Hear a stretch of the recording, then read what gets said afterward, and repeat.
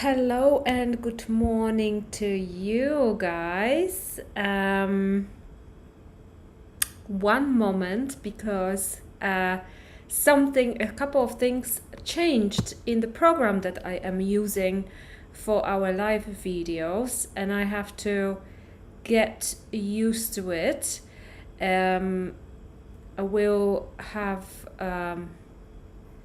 just give me 1 second because I need to see if it's working. Let me know if you can see me and hear me properly.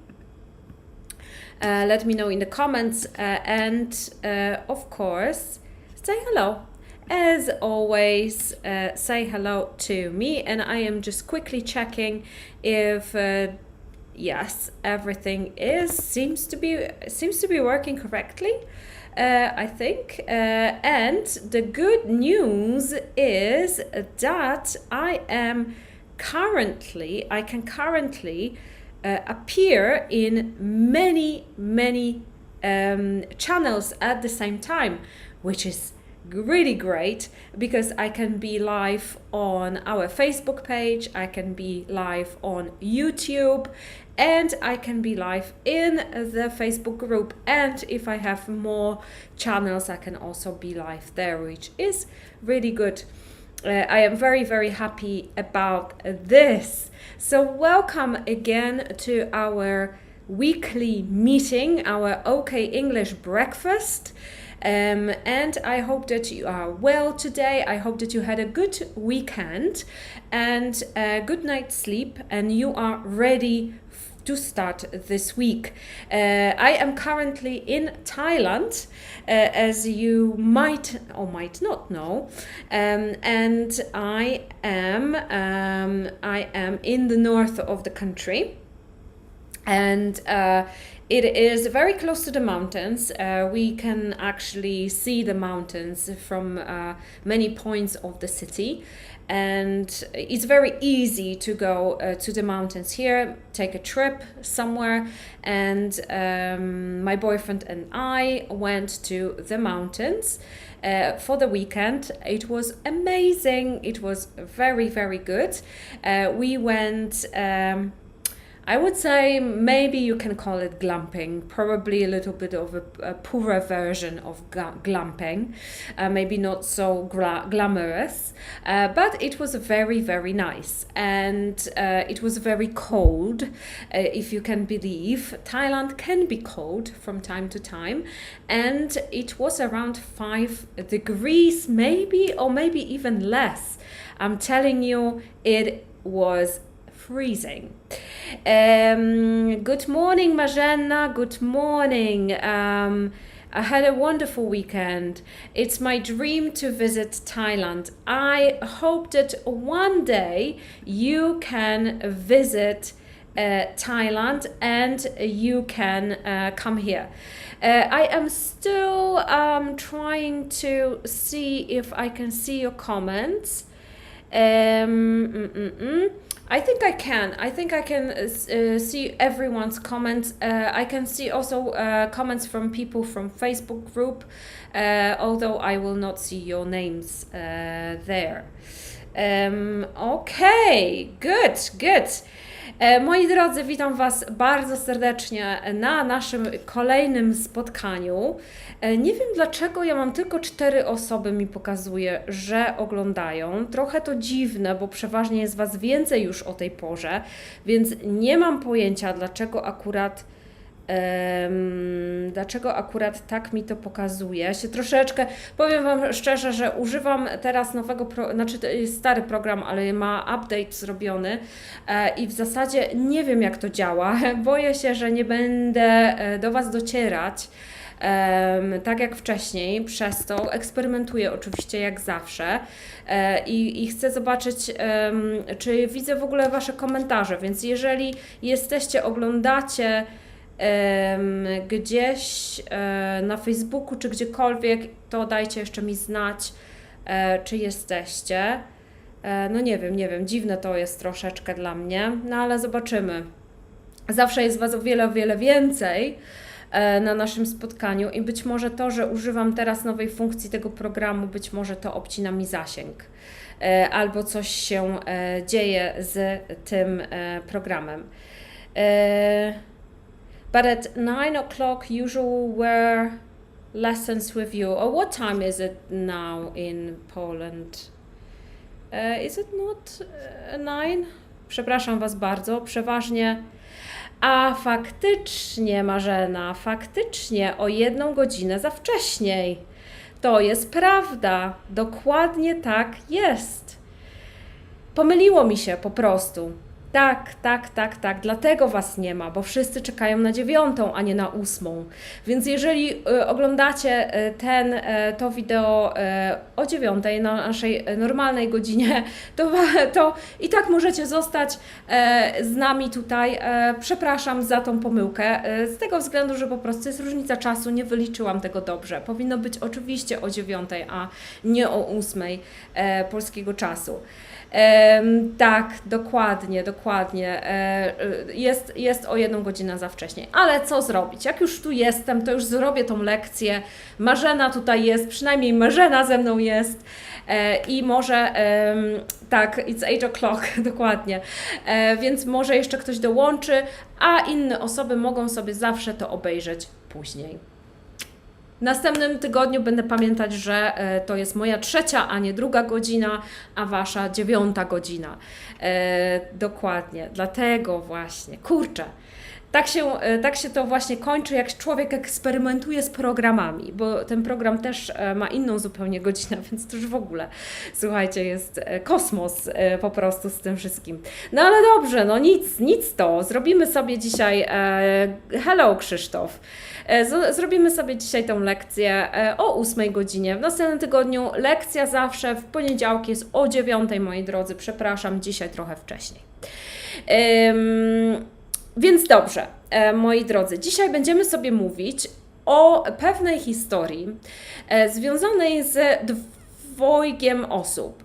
Pierwsza osoba to Andrew Tate, który jest bokserem i osobowością internetową i również o Grecie Thunburg. Greta Thunburg pochodzi z Szwecji i jest bardzo znana, walczy ze zmianą klimatyczną i jest taką aktywistką, więc porozmawiamy sobie o tych dwóch osobach, bo one są bardzo różne, a w internecie się zetknęły. Jak nie znacie tej historii, to jest bardzo śmieszna historia, bardzo fajna historia. No niestety nie skończyła się ona dobrze dla Andrew Tate, ale to zaraz do tego dojdziemy. I przy okazji poznamy sobie parę nowych słów związanych z tą historią i poznamy sobie 5 słów, które oznaczają to samo co stupid, czyli głupi.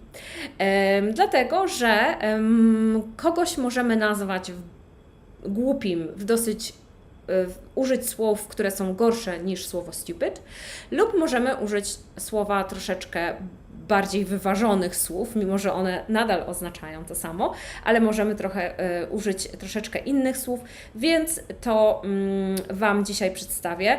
Będzie quiz, wiem, jest Was tutaj bardzo mało ze względu na to, że mi się pochrzaniły czasy i zmiany i strefy czasowe, no ale nic. Będzie quiz, zrobimy go sobie w taki sposób, żeby to jakoś działało. Nawet jeżeli nie będziecie odpowiadać, będę zostawiać trochę czasu i będziecie mogli sobie pisać odpowiedzi, nawet jak oglądacie to później. Dobrze, moi drodzy, więc tak, parę rzeczy na wstępie, oczywiście, takie, żeby tutaj organizacyjnych rzeczy, więc tak, biblioteka, moi drodzy, do 6 lutego jest za 250 zł.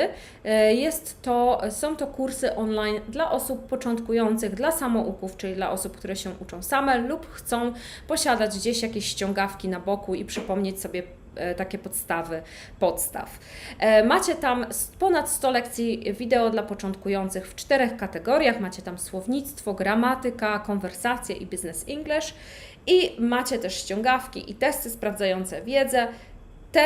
te kursy mogą być dla osób, które zaczynają od początku, od zera, dosłownie od zera i one mogą Wam służyć jako coś, od czego chcecie zacząć lub jako uzupełnienie Waszej nauki. Jeżeli potrzebujecie czegoś takiego, tak? Czyli na przykład robicie sobie Duolingo jeszcze i przerabiacie jakieś podręczniki, to na pewno tutaj biblioteka Wam się, myślę, przyda. Dodatkowo, czyli do 6 lutego dostęp dożywotni do tych kursów jest 250 zł i obojętnie, czy będę dodawać jak będę dodawać nowe lekcje, będziemy sobie tą bibliotekę trochę zmieniać, być może w przyszłości, żeby ona była większa, bardziej zasobniejsza, to zawsze będziecie mieli do niej dostęp bez dopłaty. Webinary OKEnglish również są dostępne w sklepie. Jeżeli chcecie wiedzieć, jak się uczyć słówek, jak się uczyć gramatyki, jak uczyć się w dorosłym życiu, to możecie również zajrzeć do sklepu. Jeden webinar kosztuje 70 zł, więc naprawdę niedużo. Jeżeli myślę, że jest to taka naprawdę, te webinary są naprawdę dosyć długie, obszerne i myślę, że jak szukacie pomysłów albo szukacie jakiejś inspiracji, to również są one przydatne. Materiały, które się pojawiły na OKEnglish ostatnio, to post o samodzielnej, w zasadzie też o samodzielnej, ale tak ogólnie o nauce języka, jak ustalić sobie cele, jak się zorganizować, żeby Wasza nauka przynosiła efekty. I już Wam podsyłam również ten blog, tutaj ten artykuł, jeżeli chcecie się znowu zainspirować i ułożyć sobie naukę w dorosłym życiu, to również zapraszam do lektury, moi drodzy. Dobrze. Cieszę się, że troszeczkę chociaż osób się zebrało. Przepraszam Was, bardzo muszę się poprawić. Tak jak mówiłam, w zeszłym tygodniu nie mam tutaj niestety dobrych warunków do tego, żeby usiąść przy biurku czy przy stole i w ogóle zrobić to jak po ludzku. Muszę to robić w naszym pokoju łączonym z kuchnią. Więc trochę tak bojowo. Że tak powiem, takie warunki bojowe są. Dobrze, moi drodzy, więc jeszcze jesteśmy na Instagramie, oczywiście również też. Ja ostatnio przy Instagramie nie kombinuję nic, bo jestem tutaj, trochę mam mało czasu, ale jest Instagram i on zawsze działa. Dobrze, więc przechodzimy sobie już do naszej lekcji. The first question I want to ask you is: have you ever heard of Andrew Tate and Greta Thunburg? So let me know if you heard about these two people, or at least about one of them. If you have, say yes. If you haven't, say no. And maybe you also have some additional things to say about this, and you want to share something that you already know. Let me know in the comments, type it. I, of course, will move on soon to our exercise, but if you want to share your opinion, if you want to share something that you heard, please let me know in the comments. Marzena says that she hasn't heard about Andrew Tate and Greta Thunberg, which is actually quite good, because today we'll talk about them and you will find out, Marzena, about these people. So here they are on the picture, or in the pictures.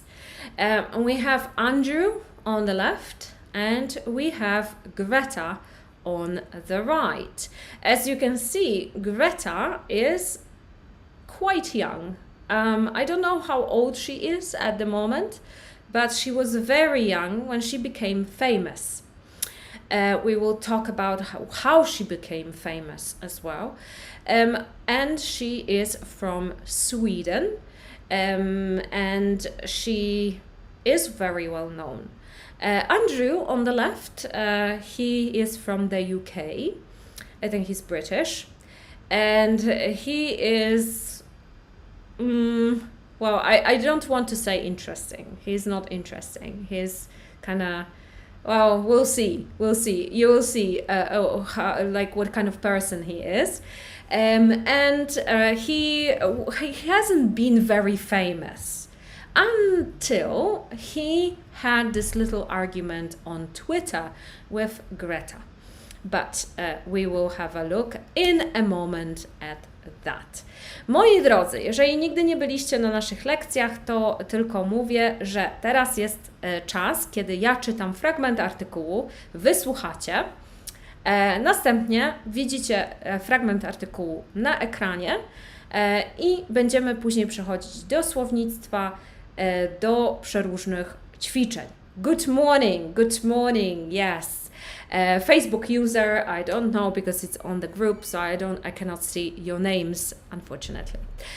Okay, so let me read this first. So, Andrew Tate is a kickboxing champion, famous for his TikTok videos where he describes himself as misogynist and an advocate for men's rights.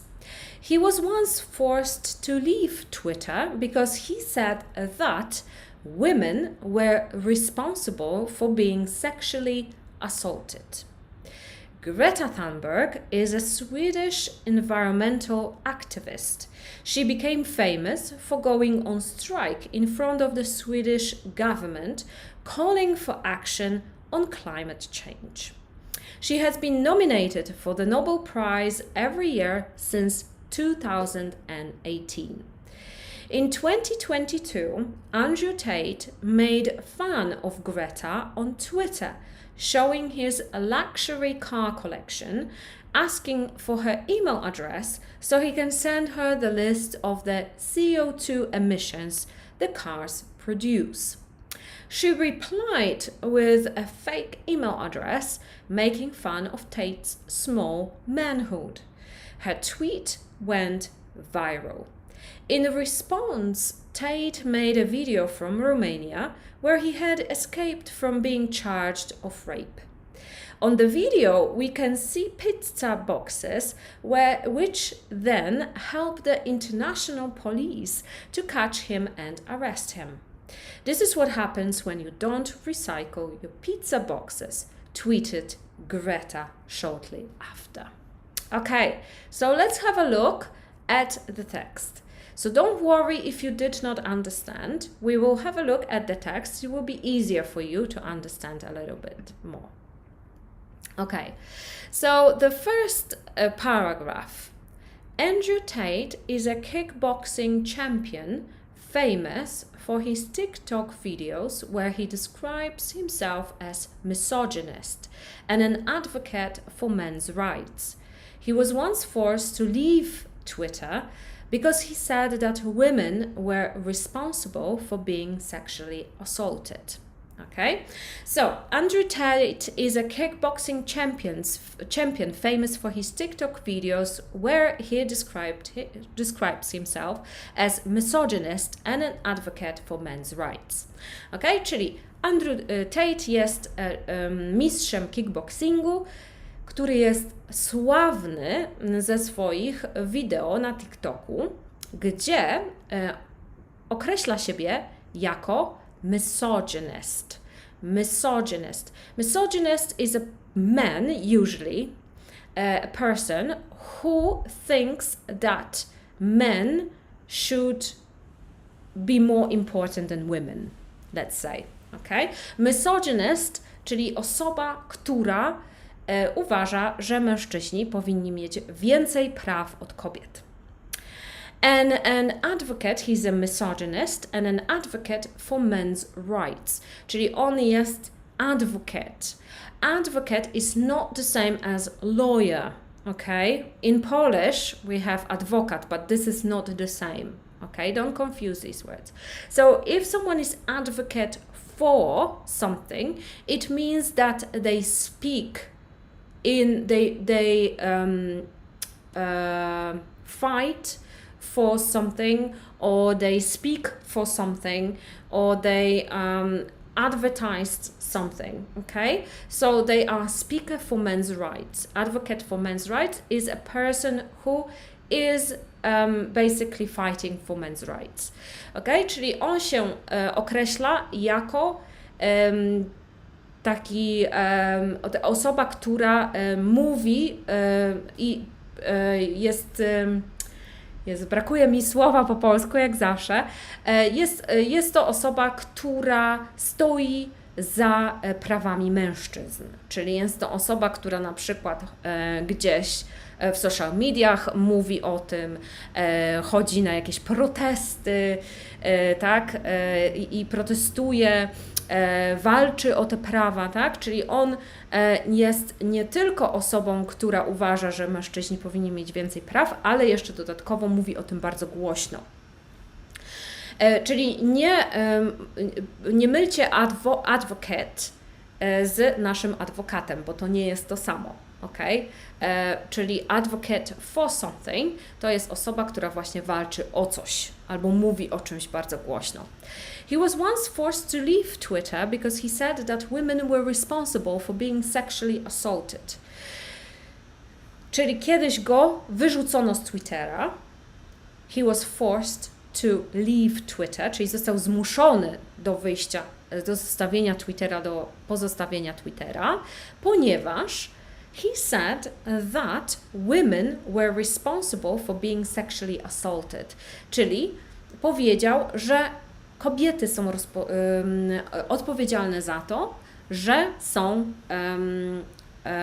są wykorzystywane seksualnie. Sexually assaulted. Assault to jest często albo zranienie kogoś, napaść na kogoś, assault. W tym momencie mamy tu sexually assaulted, czyli wykorzystywane seksualnie, tak? Ale możemy też na przykład powiedzieć, że ktoś został zaatakowany na ulicy na przykład, albo jeżeli zostaliście napadnięci przez kogoś, też możecie powiedzieć I was assaulted.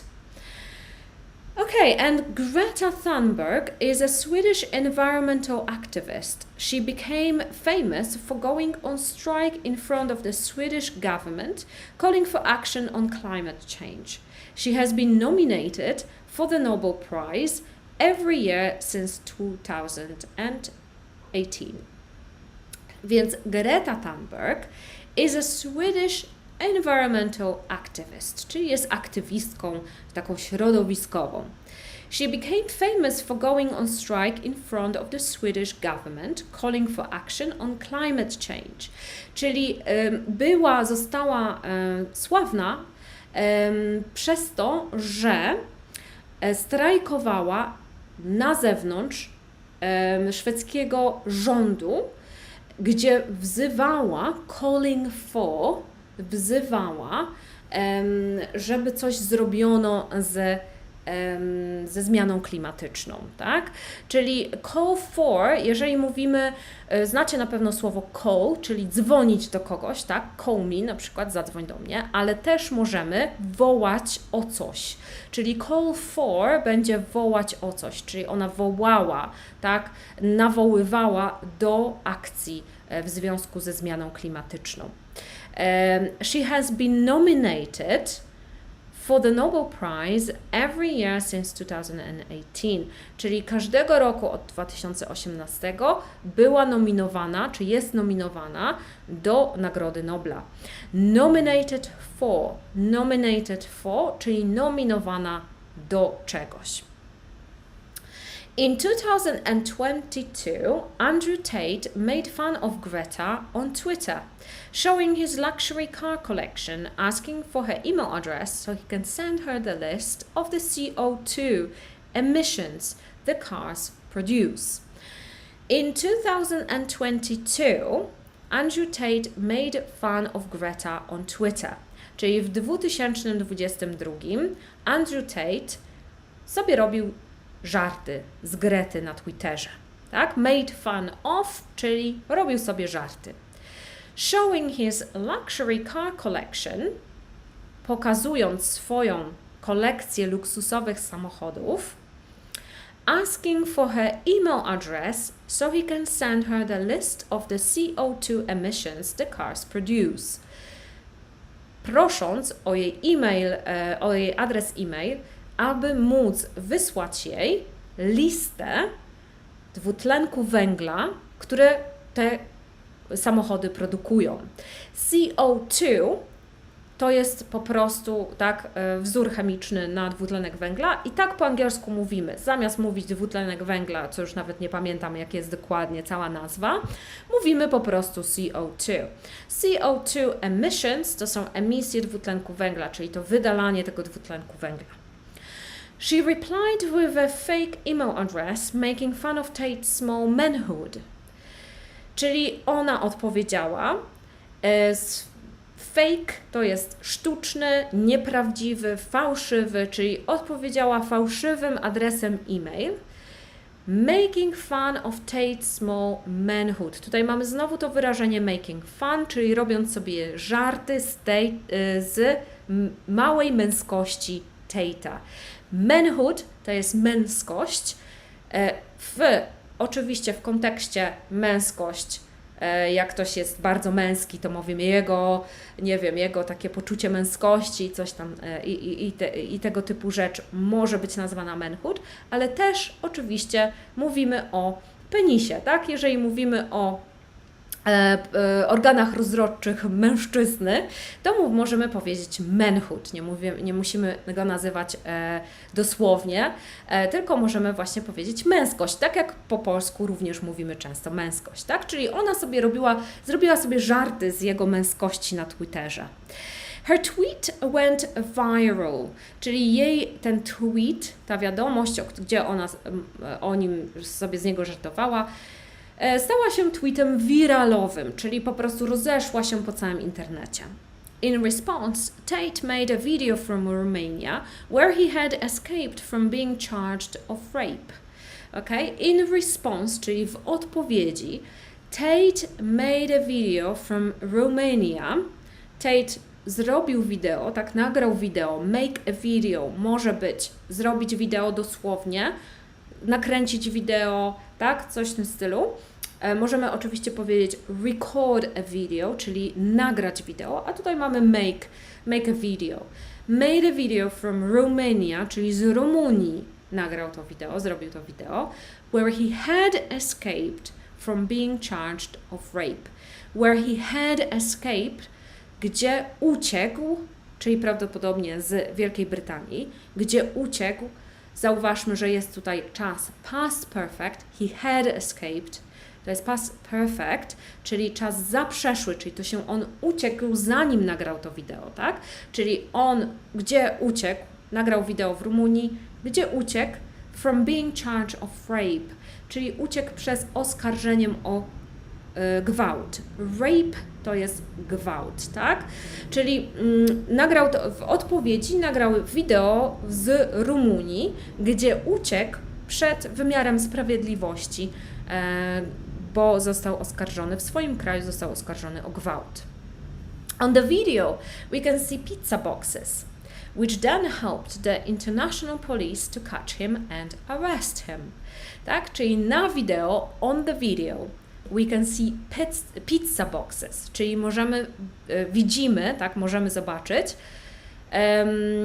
pudła od pizzy, which then helped the international police to catch him and arrest him, które pomogły międzynarodowej policji złapać go i aresztować. This is what happens when you don't recycle your pizza boxes, tweeted Greta shortly after. Czyli this is what happens, czyli tak się dzieje, kiedy nie recyklingujesz pudeł od pizzy. Napisała na Twitterze Greta shortly after, czyli jakiś czas później, zaraz później, tak? Po tym jak go aresztowano. Taka historia. Such a story of one person being very stupid. So let's have a look at our vocabulary that you can see in here on the screen. So the first word we have is misogynist, right? Misogynist is a person who thinks that women shouldn't have rights or men should have more rights than women. Advocate for something is a person who speaks for something. They have one cause maybe, yeah. So for example, Greta Thunburg, we could say that she's an advocate for environmental change, or I wouldn't say like better climate, let's say, right? But here Andrew Tate is the advocate for men's rights. Next word is assaulted. Assaulted. This means that someone was attacked. Okay, sexually assaulted, it means that someone was sexually attacked, maybe raped or maybe touched not in a good way. Okay, so misogynist, mamy kogoś, kto uważa, że mężczyźni powinni mieć więcej praw niż kobiety. Advocate for to jest osoba, która mówi, ma jakiś cel i broni tego celu i mówi na forum publicznym o tym celu, tak? Czyli tutaj mamy Andrew Tate jest advocate for men's rights, czyli on jest takim obrońcą praw mężczyzn.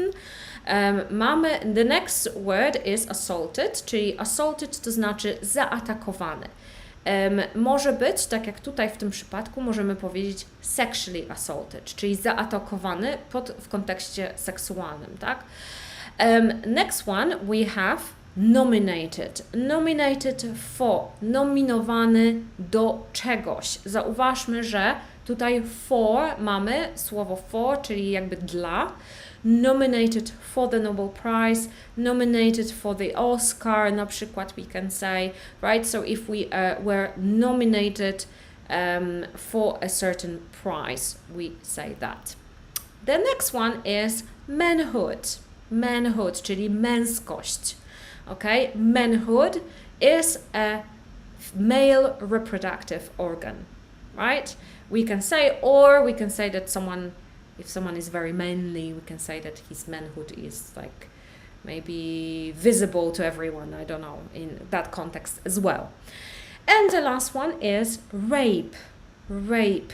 Rape, czyli gwałt, right? So we had sexually assaulted or sexual assault is the same as rape as well, very often.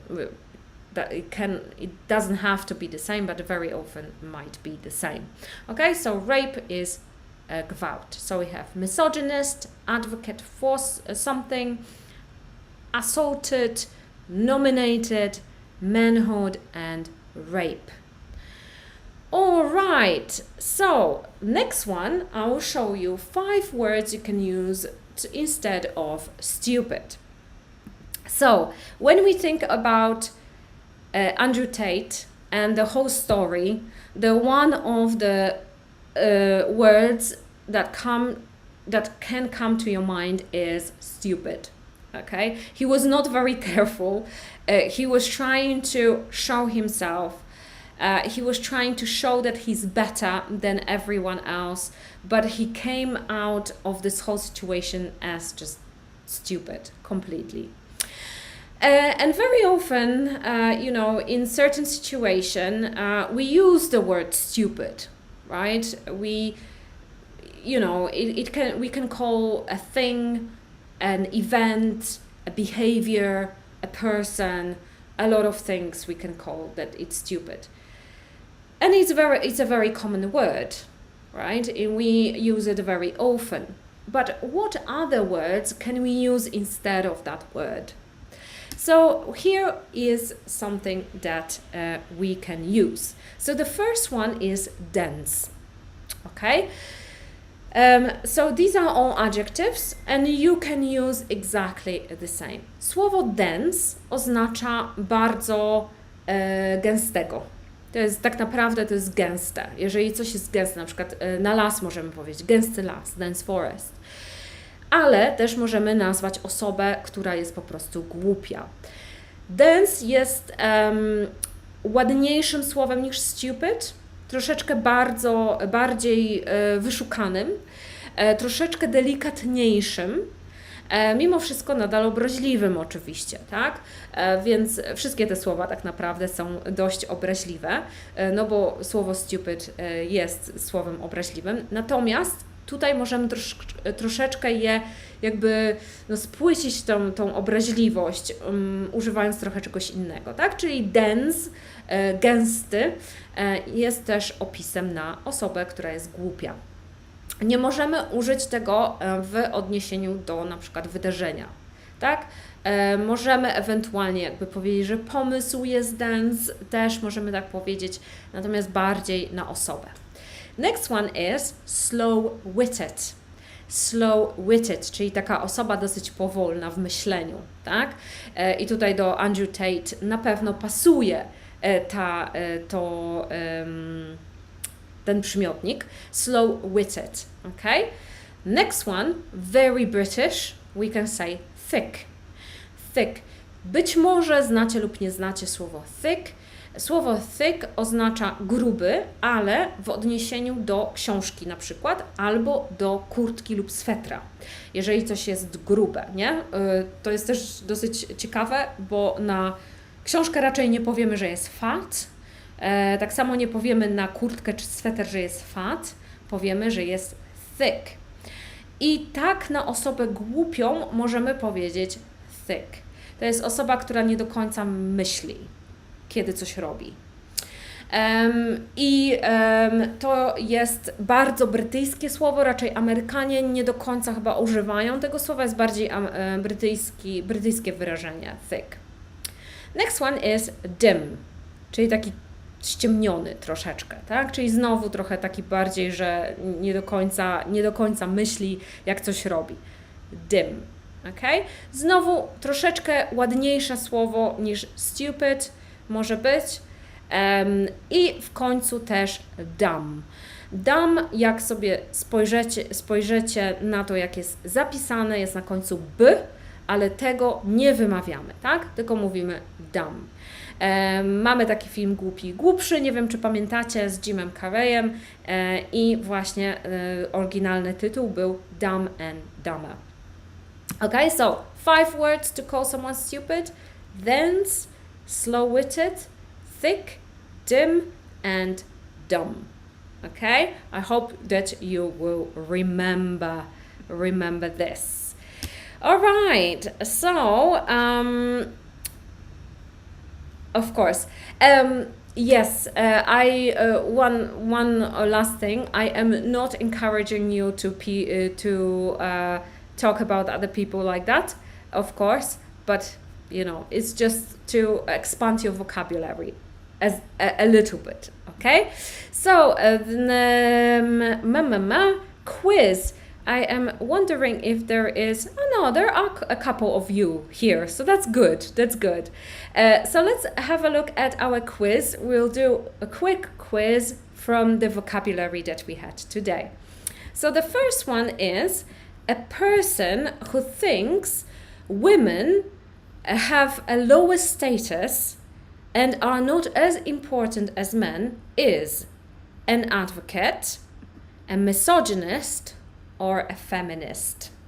A, B or C, let me know in the comments. You put A, B or C in the comments. Osoby, które jeszcze nigdy nie były na żywo, wpisują A, B lub C. Więc zastanawiacie się, co jest dobrą odpowiedzią, wpisujecie A, B lub C jako Waszą odpowiedź i ja sprawdzam, podaję Wam poprawną odpowiedź do tego pytania. So, a person who thinks women have a lower status and are not as important as men is an advocate, a misogynist or a feminist, okay? So, Marzena, thank you very much. I know that all the people are not here today, so Marzena, very well done for choosing the right option. So it is a misogynist, right? So a misogynist is a person who thinks women have a lower status and are not as important as men are. Okay, next one is a person who speaks in support of something. Support, czyli wspierać coś. A person who speaks in support of something is an advocate, a nominee, or a speaker. What do you think? I need a sip of water. So, Marzena, I am counting on you here. An advocate, a nominee, or a speaker. What do you think is the correct answer? Oh, and Ivona is here. Very good. Well done, Ivona. Good. Okay, yes, and I can see your answers, and it is well done, Marzena, and another person from Facebook group. It is an advocate. Very good. A person who speaks in support of something is an advocate. Well done, Ivona, as well. Good job. Next one. When someone is physically attacked, they are fighting, hurt, or assaulted. What do you think? A, B, or C? Let me know in the comments. I am glad that some of you decided to join today, even though I confused the times completely. So sorry about that, but I hope that other people will be able to watch the live today as well. So, fighting, hurt, or assaulted. What do you think? Marzena was the first, and a Facebook user from the Facebook group is also saying it's C. Yes, and it is C, assaulted. When someone is physically attacked, they are assaulted. Very good, well done, Ivona. No, sorry, Ivona, hurt. Could be, but this is not what we are looking for. We don't know if this person is hurt or not, right? They might not be hurt. So assaulted is the correct answer. It is the answer C. Next one is a polite name for a man's sexual organ is a manhood, a mankind, or a prostate. What do you think? What do you think? A, B, or C? Let me know in the comments what that is. I see the difference now. Very good, Ivona. I'm glad that you do. And a Facebook user, and Marzena is also saying that it's A. Yes, it is A manhood. Yes. A polite name for a man's sexual organ is a manhood from our text today. Well done. And last thing for you is to give me one word that means the same as stupid. Czyli mam nadzieję, że coś zapamiętaliście z ostatniej części tej lekcji i że potraficie wymienić chociaż jedno słowo, które oznacza głupi. Tak? Czyli jakiś synonim, jeden z synonimów, z 5 synonimów, które podałam. Jestem ciekawa, czy ktoś zapamiętał. Jeżeli nie, to jak skończymy ten live, to możecie sobie wrócić do tego fragmentu lekcji i jeszcze raz sobie spojrzeć na tą listę. Iwona mówi dumb. Yes, very good. It is one of the words dumb. And Marzena says dance, and also Facebook user, they say dance as well. Yes, dance, czyli gęsty, right? It is a very good word to remember, so remember that one for the future. And everyone, one last question I have for you. If you want to share, maybe, I don't know, maybe you don't know anyone, but this is what I thought when I was doing this lesson. So name one celebrity who is dense, so who is stupid, in your opinion.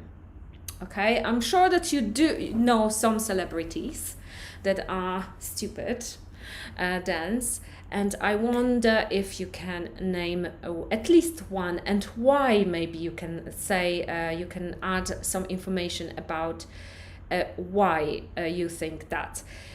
I have, in my mind, I have two. I have Kanye West. I don't know if you know Kanye West. He's a rapper. He's very, very famous and very, very rich, but he's totally dense. And the things that he says, I think, are just unbelievable and really thick and really dim. and the things that he does, it's also really stupid.